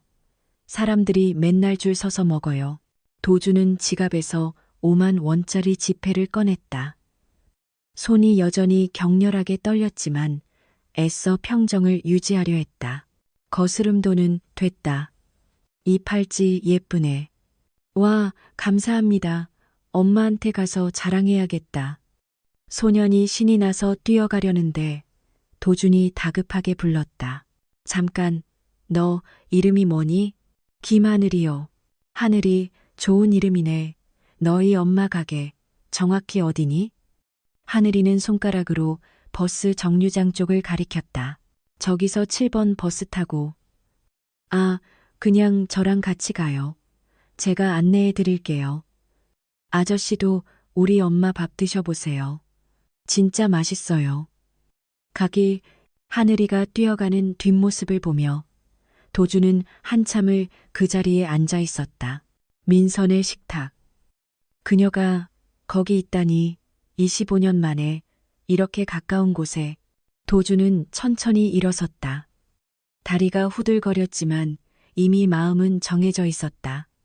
그는 하늘이를 따라 나섰다.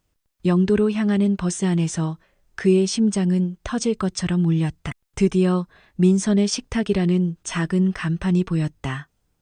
영도의 낡은 시장 골목에 위치한 아주 소박한 가게였다. 유리문 너머로 따뜻한 김이 모락모락 피어오르는 것이 보였다. 도준은 버스에서 내린 후 가게 앞에서 잠시 멈춰 섰다. 내가 지금 뭘 하려는 거지? 25년이나 지났는데 그녀는 나를 원망하고 있을지도 몰라. 하지만 발걸음은 이미 가게 문 앞까지 와 있었다. 도준은 깊게 심호흡을 했다. 그리고 문을 열었다. 딸랑. 문에 달린 작은 종이 맑은 소리를 냈다. 따뜻하고 고소한 밥 냄새가 얼굴을 감쌌다. 그리고 어서 오세요. 그 목소리를 듣는 순간 도준의 시간은 완전히 멈춰버렸다. 김이 나는 주방 앞에서 고개를 든 사람. 그것은 분명 민서였다. 세월이 흘러 눈가에 주름이 잡히고 얼굴엔 고단한 삶의 흔적이 배어 있었지만 그 깊은 눈빛만은 변하지 않았다. 도준이 25년간 단 하루도 잊지 못했던 바로 그 사람이었다. 민서 역시 그 자리에 얼어붙었다. 손에 들고 있던 주걱을 바닥에 툭 하고 떨어뜨렸다. 그녀의 눈이 믿을 수 없다는 듯 크게 뜨였다가 천천히 파르르 떨리기 시작했다. 도준? 이름을 부르는 목소리가 갈라졌다. 믿을 수 없다는 듯 한 걸음 앞으로 다가왔다. 민서야. 도준도 그녀의 이름을 불렀다. 25년 만에 목소리를 내어 직접 부르는 이름이었다. 그 짧은 세 글자에 잃어버린 모든 세월의 그리움이 담겨 있었다. 둘은 그렇게 아무 말도 없이 마주 섰다. 작은 백반집 안 끓어오르는 찌개 냄새 사이에서 시간이 멈춘 듯했다. 19의 그들이 44이 되어 다시 만난 것처럼 민서의 눈에서 참았던 눈물이 왈칵 쏟아졌다. 손으로 입을 막았지만 어깨의 떨림은 멈추지 않았다. 어떻게, 네가 어떻게 여기에. 말을 잇지 못하는 민서를 보며 도준 역시 눈시울이 뜨거워졌다. 25년간 억눌러왔던 그리움이 한꺼번에 밀려왔다. 미안함과 안타까움, 그리고 놓쳐버린 세월에 대한 아쉬움이 뒤섞였다. 오래 걸렸네, 민서야. 도준의 목소리는 낮고 거칠게 떨렸다. 더 많은 말을 하고 싶었지만 목이 메어 다음 말이 나오지 않았다. 그때 가게 문이 다시 한번 요란하게 열렸다. 하늘이가 뛰어 들어왔다. 엄마, 아까 그 아저씨가 5만 원이나 주셨어. 팔찌 예쁘다고. 하늘이는 엄마와 도준이 서로를 바라보며 울고 있는 모습을 보고 그 자리에 멈췄다. 뭔가 심상치 않은 분위기라는 것을 어린아이도 직감한 듯했다. 아저씨, 진짜 오셨네요. 도준은 하늘이를 보며 애써 미소를 지어 보였다. 그리고 다시 민서를 바라보았다. 그녀는 여전히 눈물을 쏟고 있었지만 입가에는 희미한 미소가 걸려 있었다. 25년 만의 재회였다.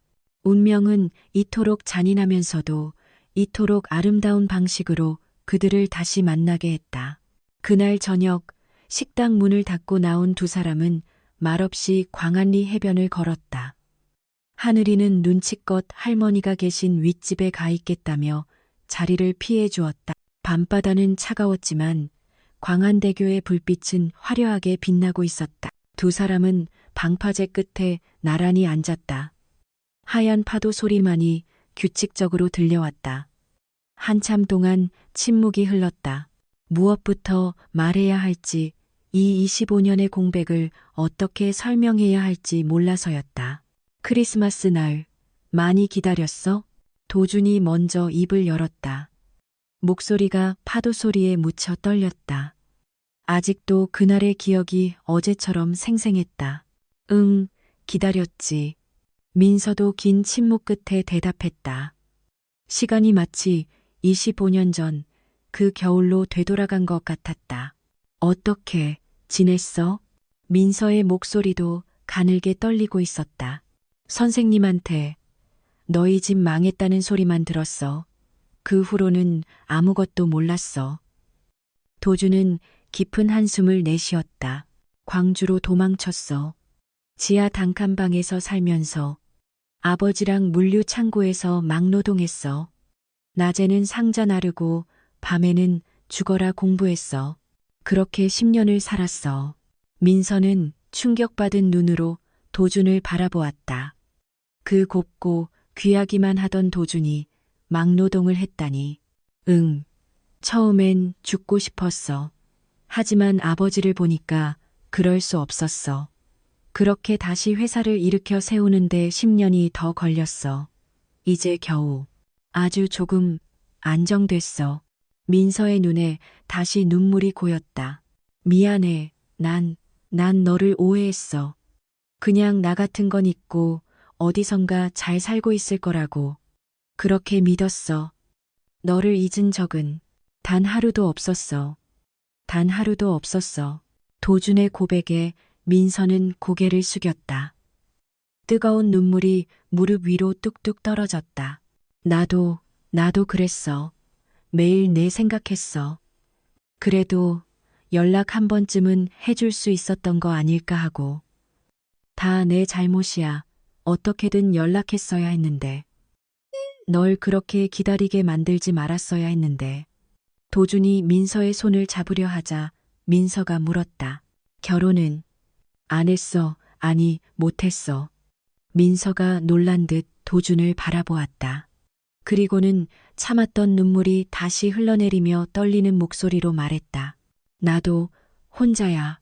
하늘이 아빠는. 민서는 잠시 숨을 골랐다.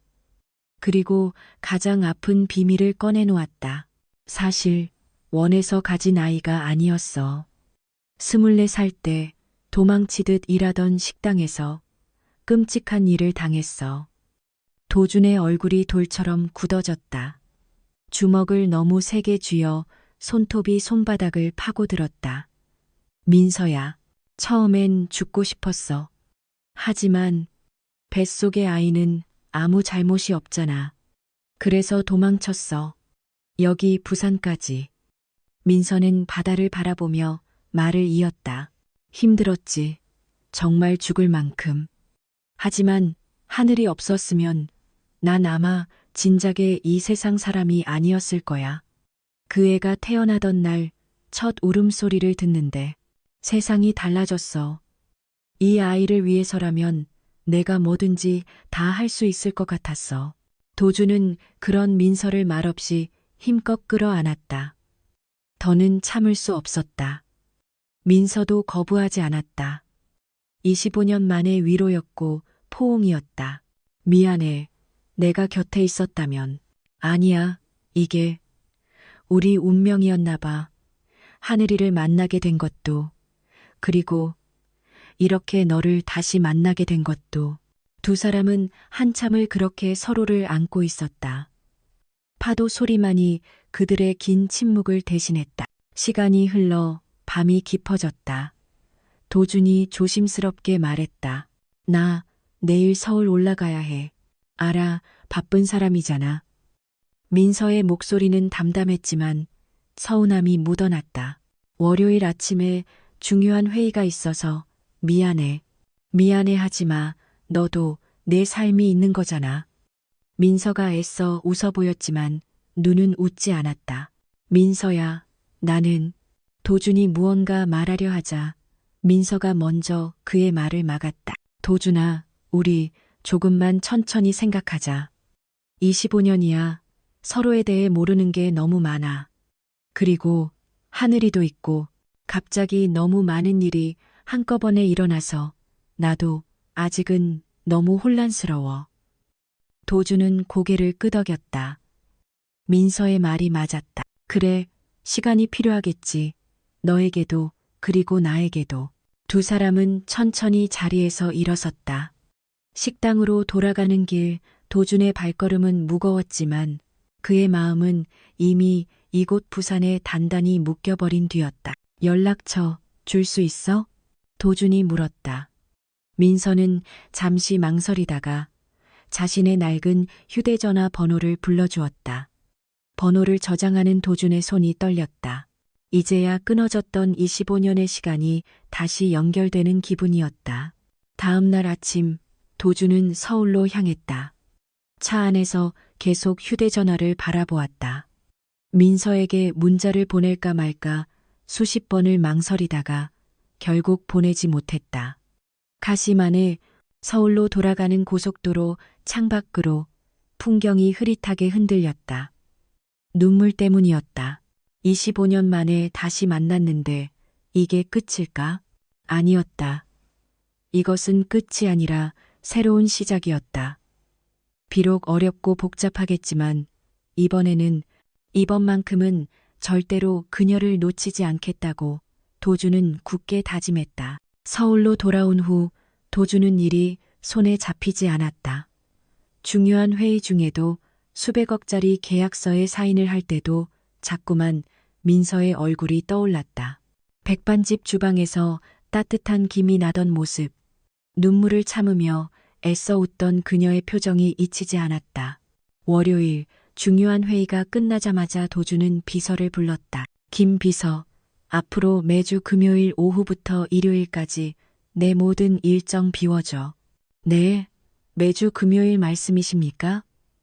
응, 부산에 개인적인 일이 생겼어. 비서는 의아했지만 더 묻지 않았다. 대표의 표정이 예전과 어딘가 달라져 보였기 때문이었다. 차갑기만 하던 눈빛이 어딘가 따뜻해진 것 같았다. 첫 번째 금요일, 도준은 다시 부산으로 향했다. 이번엔 빈손이 아니었다. 트렁크에는 식당에서 쓸만한 새 조리 도구들과 하늘이가 좋아할 만한 최신 로봇, 장난감, 그리고 건축 관련 책들을 가득 실었다. 민선의 식탁 문을 열자 하늘이가 먼저 그를 알아봤다. 로봇 아저씨다. 엄마, 저번에 그 아저씨 또 오셨어요.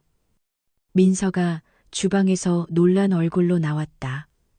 앞치마에 손을 닦으며 어색하게 웃었다. 웬일이야? 그냥 서울에 일이 없어서 지나가다가. 명백한 거짓말이었다. 도준은 이곳에 오기 위해 4시간을 쉬지 않고 운전했으니까. 앉아, 뭐 먹을래? 두루치기 백반. 하늘이가 그게 제일 맛있다고 했거든. 도준이 자리에 앉아 하늘이가 옆으로 쪼르르 달려와 말을 걸었다. 아저씨, 진짜 또 오셨네요. 팔찌 잘하고 계세요? 그럼 차에 예쁘게 걸어뒀어. 아주 마음에 들어. 도준은 가방에서 건축 관련 책을 꺼냈다. 이거 하늘이 주려고 가져왔어. 집 짓는 거 좋아한다고 해서. 우와, 감사합니다. 하늘이가 책을 받아들고 좋아하는 모습을 보며 민서도 조용히 미소 지었다. 점심시간이 지나고 손님이 뜸해지자 도준은 자연스럽게 재킷을 벗고 앞치마를 둘렀다. 그리고 설거지를 시작했다. 도준아, 뭐 하는 거야? 네가 왜? 민서가 놀라서 말렸지만 도준은 막무가내였다. 내가 하고 싶어서 하는 거야. 가만히 좀 있어. 넌 그런 거 할 사람이 아니잖아. 10년 동안 공사판보다 더한 데서 굴렀는데 설거지 하나가 뭐가 어렵다고. 도준의 말에 민서는 더 이상 그를 말릴 수 없었다. 두 사람이 나란히 서서 그릇을 닦는 모습을 하늘이가 신기한 듯 바라보며 말했다. 엄마, 아저씨랑 같이 일하니까 꼭 우리 아빠 같다. 민서의 얼굴이 순간 붉게 달아올랐다. 해가 질 무렵 도주는 하늘이와 함께 영도 앞바다로 산책을 나갔다. 아저씨는 진짜 집 짓는 사람이에요? 아니, 집 짓는 사람들한테 돈을 빌려주는 사람이야. 투자하는 사람. 우와, 그럼 아저씨도 설계도 볼 줄 알아요? 그럼 설계도를 잘 봐야 좋은 집이 될지 안 될지 알 수 있거든. 하늘이는 잠시 생각하더니 말했다. 엄마랑 나도 우리 인생 설계 잘했나 봐요. 우리 집 아직 안 무너지고 튼튼해요. 그 말에 도주는 웃음이 터졌다. 하지만 웃음 뒤에는 가슴 한구석이 찡한 아픔이 있었다. 11살 아이가 하기엔 너무나 어른스러운 말이었으니까. 식당으로 돌아왔을 때 민서는 문 앞에 서서 그들을 기다리고 있었다. 노을빛에 물든 그녀의 모습을 보며 도주는 또다시 숨이 멎는 것 같았다. 도준아. 민서가 조심스럽게 불렀다. 서울까지 운전해 가려면 힘들 텐데 저녁 먹고 가. 처음으로 민서가 먼저 그에게 무언가를 제안한 순간이었다. 도주는 터져나오는 기쁨을 애써 숨기며 짐짓 덤덤하게 고개를 끄덕였다. 저녁은 소박했다. 민서가 끓인 된장찌개와 계란말이 그리고 갓 지은 쌀밥. 하지만 도준에게는 세상 그 어떤 최고급 레스토랑의 만찬보다 맛있었다. 아저씨, 다음 주에도 또 오세요. 식사를 마치고 떠나는 도준에게 하늘이가 소리쳤다. 엄마가 아저씨 오니까 계속 웃어요. 민서가 당황해서 하늘이의 등을 떠밀었지만 아이는 그저 해맑게 웃고 있었다. 두 번째 금요일에도 도주는 어김없이 부산으로 갔다. 이번엔 식당의 낡은 환풍기를 고쳐주겠다며 공구함을 들고 나타났다. 세 번째 금요일에는 비가 쏟아졌다.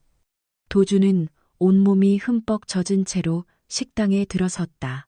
이런 날씨에 미쳤어? 왜 왔어? 위험하게. 민서가 걱정스럽게 소리치며 마른 수건을 가져와 도준의 머리를 거칠게 닦아주었다. 그 순간 두 사람의 거리가 아주 가까워졌다. 민서는 황급히 물러났지만 도준은 그런 그녀의 손을 잡았다. 민서야. 응, 고맙다. 다시 만나게 해줘서. 민서의 눈이 촉촉해졌다.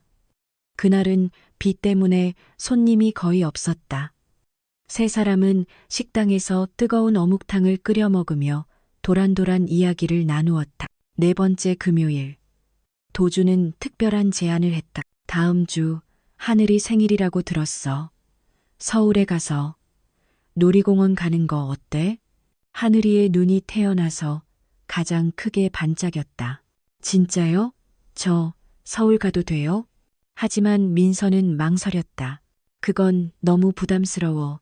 도준아, 부담 갖지 마. 하늘이 생일 선물이기도 하지만 내 사심이야. 너랑 하늘이랑 내 부모님께 정식으로 소개하고 싶어. 하늘이가 엄마의 옷자락을 잡고 애원하는 눈빛을 보냈다. 민서는 결국 고개를 끄덕일 수밖에 없었다. 그렇게 매주 금요일이 그들에게는 가장 특별한 날이 되어갔다. 도준이 오는 날이면 민서는 아침부터 분주했고 하늘이는 학교에서도 내내 들떠 있었다. 세 사람 사이에 가족이라는 이름의 따뜻한 정이 차곡차곡 쌓여갔다. 어느 날 저녁 하늘이가 잠든 후 민서가 조용히 물었다. 도준아, 너 정말 괜찮아? 매주 이렇게 왕복 8시간을 운전하는 거 힘들지 않아? 괜찮아. 아니, 사실 이게 내 일주일 중에 가장 행복한 시간이야. 민서가 놀란 듯 도준을 바라보았다. 평생 일만 하다가 인생 끝나는 줄 알았어. 그런데 너희를 만나고 나서야 내가 왜 그렇게 돈을 벌어야 했는지 알겠어. 이제야 좀 살 것 같아.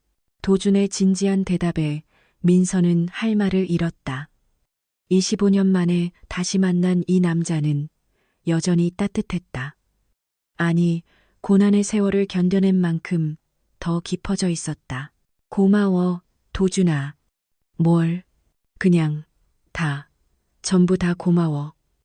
두 사람은 말없이 서로를 바라보며 미소 지었다. 말하지 않아도 알 수 있었다. 시간은 조금 걸릴지라도 그들은 다시 시작할 수 있을 거라는 것을 천천히 하지만 아주 확실하게.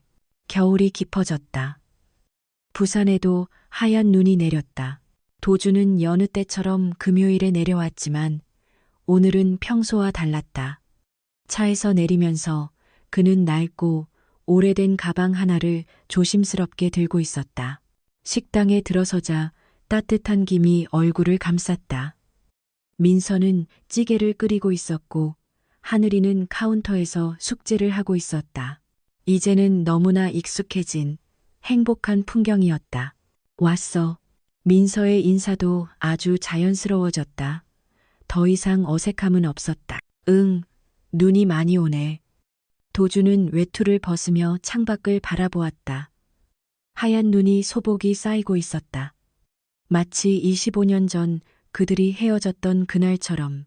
저녁을 먹은 후 하늘이가 신이 나서 말했다. 엄마, 나 밖에 나가서 아저씨랑 눈사람 만들어도 돼요? 그래, 옷 따뜻하게 입고 나가. 하늘이가 밖으로 뛰어나가자 식당 안에는 두 사람만 남았다. 어색한 정적이 흘렀다. 도주는 그가 가져온 낡은 가방을 열었다. 그리고 그 안에서 비닐에 몇 겹이나 쌓인 낡은 책 한 권을 꺼냈다. 민서야. 도준의 목소리가 떨렸다. 이거 기억나? 민서는 놀란 눈으로 그 책을 바라보았다. 낮고 발에서 누렇게 변한 책. 헤르만 헤세의 데미안이었다. 표지는 세월의 흔적으로 달아 있었지만 분명히 알아볼 수 있었다. 세상에 이걸 어떻게 아직도. 네가 좋아했던 책이잖아. 크리스마스 날 너 주려고 했던 거야. 도준이 책을 민서에게 건넸다. 민서는 떨리는 손으로 책을 받아들었다. 첫 장을 펼치자 빛바랜 쪽지 한 장이 끼워져 있었다. 민서야, 널 만나서 내 세상이 완성되었어. 19살 도준의 서툰 글씨가 그대로 남아 있었다. 잉크는 바랬지만 그 안에 담긴 마음만은 선명하게 빛나고 있었다. 민서는 손으로 입을 막았다. 참았던 눈물이 쏟아져 내렸다. 25년 동안 이걸 갖고 있었어? 응, 너한테 주지 못한 게 평생 내 가슴에 빛처럼 남아 있었어. 도준의 눈도 붉게 충혈되었다. 민서가 고개를 들어 도준을 바라보았을 때 그의 눈에는 여전히 19의 그 소년이 있었다. 수줍고 따뜻하고 진심 어렸던 그 소년이. 창밖에서는 하늘이가 눈사람을 만들며 혼자 킥킥거리고 있었다. 가끔 식당 안을 들여다보며 엄마와 아저씨가 싸우는 건 아닌지 확인하곤 다시 놀이에 집중했다. 도준이 조용히 입을 열었다. 민서야, 응, 25년 전 그 크리스마스에 내가 못했던 말 지금 해도 될까? 민서의 심장이 쿵쾅거리기 시작했다. 무슨 말인지 알면서도 차마 대답할 수 없었다. 도주는 민서의 손을 잡았다. 거칠지만 따뜻한 그녀가 살아온 세월이 고스란히 담긴 손이었다. 사랑해, 그때도, 그리고 지금도. 민서의 눈에서 눈물이 멈추지 않고 흘러내렸다. 25년을 기다린 고백이었다. 내가 너를 그리고 하늘이를 평생 책임져도 되겠니? 그 순간 민서는 울면서 웃었다. 그것은 눈물인지 웃음인지 분간이 되지 않는 세상에서 가장 슬프고도 행복한 표정이었다. 25년의 그 긴 그리움과 원망이 한순간에 눈 녹듯 녹아내렸다. 도준아, 민서는 말을 끝맺지 못했다. 도준이 그런 민서를 자신의 품에 꼭 안았기 때문이었다. 미안하다. 너무 늦었지. 아니야. 민서가 도준의 품에서 고개를 들었다. 늦지 않았어. 우리에겐 아직 시간이 많잖아. 두 사람은 서로를 바라보며 25년 만에 처음으로 환하게 웃었다. 창밖의 눈은 더욱 거세게 내리고 있었다. 마치 25년 전 그들이 헤어졌던 그 혹독했던 겨울을 다시 하얗게 덮어주는 것처럼. 엄마, 아저씨, 눈사람 다 만들었어요. 나와서 빨리 보세요. 하늘이가 문을 활짝 열고 들어왔다. 두 볼은 빨갛게 얼어 있었다. 은주와 도주는 서로를 보며 웃었다. 그리고 함께 밖으로 나갔다. 하늘이가 만든 눈사람은 삐뚤빼뚤했지만 세상 그 누구보다 행복한 표정을 짓고 있었다. 우와, 정말 잘 만들었네. 도준이 훌쩍 자란 하늘이의 머리를 쓰다듬으며 칭찬했다. 아저씨, 이제 매일 올 거예요? 아이의 순진한 질문에 어른들은 잠시 당황했지만 도준이 확신에 찬 목소리로 대답했다. 응, 이제 매일 올게. 아주 자주. 약속. 하늘이가 도준에게 새끼손가락을 내밀었다. 도준은 아이와 손가락을 걸며 그 옆에 서 있는 민서를 바라보았다. 그녀도 울면서 웃고 있었다. 눈은 계속 내렸다. 하지만 더 이상 차갑지 않았다. 세 사람에게 내리는 눈은 마치 축복처럼 따뜻하게 느껴졌다. 25년의 길고 긴 겨울이 끝나고 그들에게 드디어 진짜 봄이 오고 있었다. 그 후 도주는 서울로 돌아왔다. 하지만 이번엔 달랐다. 마음에 확신이 있었고 해야 할 일이 분명했다. 그는 가장 먼저 아버지를 찾아뵈었다. 병원 VIP 병실. 아버지는 창밖을 바라보고 있었다. 아들아. 네, 아버지. 도주는 아버지 침대 옆에 앉아 과일을 깎았다. 어떻게 말을 꺼내야 할지 망설여졌다. 요즘 표정이 참 밝아졌구나. 무슨 좋은 일이라도 있는 게냐? 아버지가 먼저 물었다. 역시 자식의 마음을 가장 잘 아는 것은 부모였다. 아버지, 사실 드릴 말씀이 있습니다. 도준이 심호흡을 했다. 민서, 다시 만났습니다. 아버지의 손이 멈췄다. 들고 있던 신문을 내려놓고 아들을 똑바로 바라보았다. 민서라니 25년 전 네가, 네, 제가 사랑했던 그 여자아이요. 아버지의 목소리가 떨렸다. 어떻게 그런 일이. 도주는 부산에서의 모든 일들을 아버지께 담담하게 들려드렸다.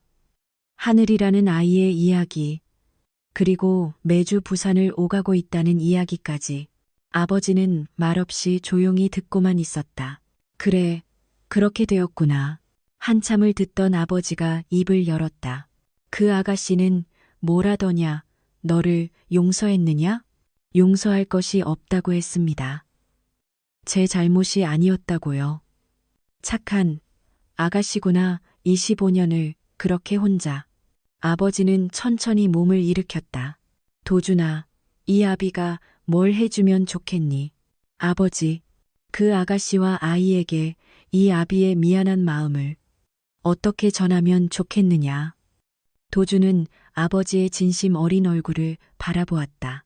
그저 건강하게 제 곁에 계셔주세요. 그리고 나중에 민서와 하늘이를 가족으로 따뜻하게 받아주신다면 당연한 소리를.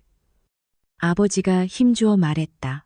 내 며느리가 될 사람이고 내 손주가 될 아이인데 당연히 받아들여야지. 그 말에 도주는 울컥했다. 아버지의 따뜻한 마음이 가슴 깊이 전해졌다. 두 사람은 서로를 바라보며 웃었다. 고맙다, 아들아. 갑자기 왜 그러십니까? 그때 아비를 원망하지 않고 함께 다시 일어서 주어서, 그리고 포기하지 않고 네 행복을 다시 찾아주어서. 아버지가 행복해야 이 아비도 편히 눈 감을 수 있다. 도주는 아버지를 꼭 안았다. 어린 시절 이후 처음 있는 일이었다. 아버지도 그런 아들의 등을 묵묵히 토닥여 주었다. 그날 병실을 나오며 도주는 하늘을 올려다보았다. 마음이 한결 가벼워졌다. 아버지의 축복을 받았으니 이제 민서와 하늘이를 당당하게 가족으로 맞이할 수 있었다. 도주는 다시 부산으로 향했다. 이번엔 특별한 목적이 있었다. 민서와 하늘이를 서울로 데려오기 위해서였다. 식당에 도착하니 토요일 점심시간이라 손님들로 북적였다. 어서 오세요. 아, 도준 씨. 민서가 반갑게 맞았다. 하늘이도 테이블을 닦다가 달려왔다. 아빠. 어느새 하늘이는 도준을 아빠라고 부르기 시작했다. 도준은 그때마다 가슴이 뭉클했다. 점심시간이 끝나고 한산해지자 도준이 입을 열었다. 민서야, 하늘아, 우리 이제 서울로 가자. 하늘이 학교도 옮기고 새 집에서 다 같이 다시 시작하자. 민서는 한참을 망설였다. 11년간 살아온 부산을 떠난다는 것이 쉽지 않았다. 하지만 하늘이가 먼저 말했다. 엄마, 가요. 나 아빠랑 같이 살고 싶어요. 민서는 아들의 맑은 눈을 바라보며 굳게 결심했다. 고개를 끄덕였다. 그래, 가자. 일주일 뒤 그들은 서울로 올라왔다. 도준이 준비한 아파트는 한강이 내다보이는 넓고 따뜻한 곳이었다. 하늘이는 태어나서 처음으로 생긴 자기 방을 보며 감탄했다. 우와, 내 방이다. 진짜 내 방이 생겼어요. 민서도 깨끗하고 넓은 주방을 보며 눈시울이 붉어졌다. 평생 좁고 허름한 주방에서만 일했는데, 도준아, 이건 너무 우리 집이야. 민서야, 이제부터 영원히. 며칠 뒤 도준의 부모님 댁을 정식으로 방문했다. 은주는 긴장한 채 하늘이의 손을 꼭 잡고 있었다. 현관문이 열리고 도준의 어머니가 따뜻한 미소로 그들을 맞았다. 어머, 민서 씨, 어서 와요. 그리고 이 아이가 하늘이구나. 정말 똘똘하게 잘생겼네. 어머, 안녕하세요. 김하늘입니다. 하늘이가 씩씩하게 인사하자 거실에 휠체어를 타고 계시던 아버지가 웃으며 손짓했다. 그래, 어서 오너라. 내가 너희를 얼마나 기다렸는지 모른다. 아버지는 민서를 바라보며 말했다. 미안했네. 25년 전 우리 때문에 고생을 너무 많이 시켰어. 아닙니다. 아버님, 다 어쩔 수 없었던 일이잖아요. 민서가 대답하자 어머니가 민서의 어깨를 감쌌다. 이제부터 우리가 진짜 가족이야. 민서 씨가 고생한 만큼 우리가 몇 배로 더 잘해줄게. 민서는 그 말에 결국 눈물이 터졌다. 평생 가족의 따뜻함이라는 것을 모르고 살았는데 이제야 진짜 가족을 만난 것 같았다. 2달 뒤 민서와 도준은 작은 결혼식을 올렸다. 화려하지 않았지만 세상에서 가장 따뜻하고 행복한 결혼식이었다. 하얀 웨딩드레스를 입은 민서가 하늘이의 손을 잡고 입장했다. 버진 로드를 걸으며 민서는 눈물이 났다. 모든 것이 꿈만 같았다. 민서야. 단상 앞에서 도준이 손을 내밀었다. 이제 정말 우리 가족이야. 결혼 후 도준이 말했다. 민서야, 이제 일 안 해도 돼. 그냥 집에서 편히 쉬어. 하지만 민서는 고개를 저었다. 아니야, 나는 일하고 싶어. 내가 좋아하는 요리 계속하면서 살고 싶어. 도준은 그런 민서의 뜻을 존중했다. 그리고 서울의 한 조용한 주택가에 아담하고 예쁜 가게를 얻어주었다. 간판은 바다와 당신이라고 달았다. 부산의 바다를 그리워하는 마음과 도준을 향한 사랑을 담은 이름이었다. 개업 첫날 시부모님이 가장 먼저 찾아왔다. 사장님, 여기 된장찌개 하나 주시오. 우리 며느리가 끓여주는 걸로. 민서는 정성껏 음식을 준비했다.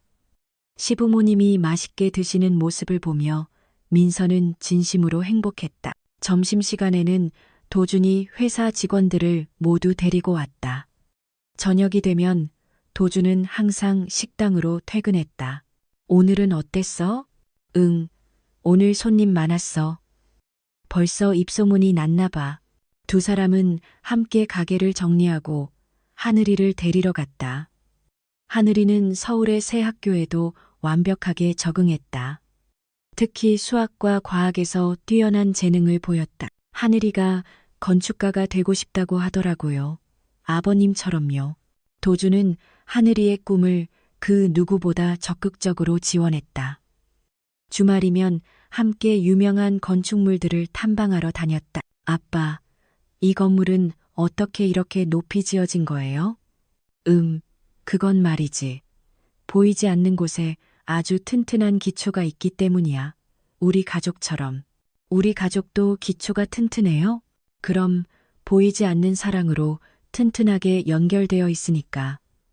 이렇게 행복하게 서 있을 수 있는 거지. 12살이 된 아이의 말에 도준과 민서는 서로를 바라보며 환하게 웃었다. 어느 봄날 세 사람은 오랜만에 부산으로 나들이를 갔다. 민서가 일했던 식당 자리엔 다른 가게가 들어서 있었지만 광안리의 바다는 여전히 그 자리에 있었다. 엄마, 여기서 살 때 많이 힘들었어요? 하늘이가 물었다. 힘들었지. 하지만 너 덕분에 하루하루가 행복했어. 민서가 아들의 어깨를 감싸 안으며 말했다. 그리고 이제는 더 행복해. 도준이 민서의 손을 꼭 잡았다. 세 사람은 나란히 해변을 걸었다. 붉은 석양이 바다를 물들이고 있었다. 하늘이가 앞서 뛰어가며 예쁜 색도를 주었다. 예전처럼 팔찌를 만들 거라고 했다. 도준아, 응. 고마워, 나를 다시 찾아줘서. 나도 고마워, 민서야, 나를 기다려줘서. 두 사람은 서로를 바라보며 미소 지었다. 그날 밤, 서울로 돌아오는 차 안에서 하늘이는 뒷자리에 잠들어 있었다. 민서는 룸미러로 아들의 자는 모습을 바라보며 말했다. 정말 행복해. 나도. 도준이 민서의 손을 잡았다. 창밖으로 별이 쏟아지고 있었다. 25년 전 그들을 갈라놓았던 그 지독했던 겨울은 이제 완전히 끝이 났다. 그들 앞에는 따뜻하고 눈부신 봄날만이 펼쳐져 있었다. 바다와 당신, 그 작은 식당에는 매일 웃음꽃이 피어났다. 때로는 도준의 부모님이, 때로는 회사 직원들이, 그리고 따뜻한 동네 주민들이 찾아왔다. 민서의 손맛은 금세 소문이 나서 멀리서도 찾아오는 손님들로 문전성시를 이루었다. 하늘이는 무럭무럭 자라 중학생이 되었다.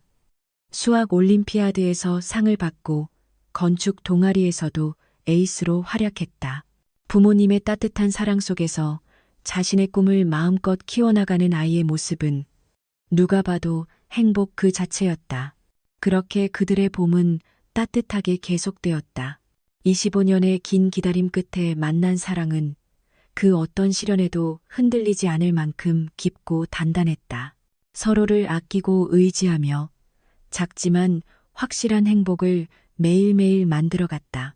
이것이 도준과 민서 그리고 하늘이의 이야기였다. 긴 겨울을 함께 견디고 마침내 만난 봄의 이야기. 기다림의 끝에서 기적처럼 피어난 사랑의 이야기였다.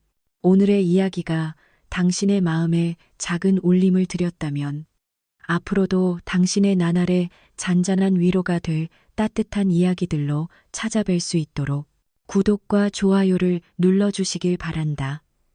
그리고 사연의 주인공들을 위한 따뜻한 응원의 말씀도 댓글로 부탁드린다. 당신의 오늘을 늘 응원한다. 인생 나날이었다.